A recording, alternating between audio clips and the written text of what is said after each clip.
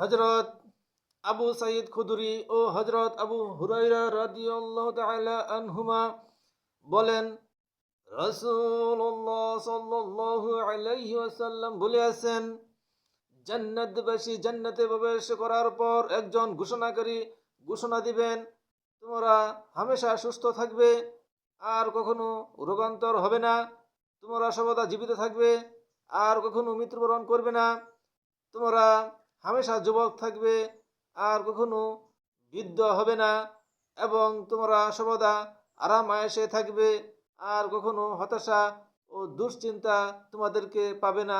সহিহ মুসলিমে হাদিসটি বর্ণিত হয়েছে। এই হাদিস থেকে বুঝতে পারলাম যে জান্নাতে কি রোগান্তর হবে না,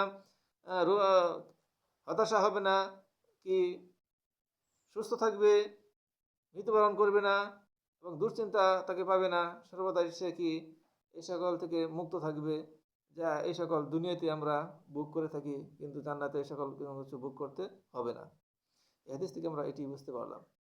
এটি সহিহ মুসলিমের হাদিস, সেই অনুযায়ী এর অনুবাদটা বললাম। আল্লাহ তালা আমাদেরকে আল্লাহ তালার পবিত্র জান্নাত দান করুন, এবং যাতে আমরা নেক আমল করে জান্নাতের সুউচ্চ মুকাম অর্জন করতে পারি। আল্লাহ তালা আমাদের সকলকে সেই তৌফিক দান করুন।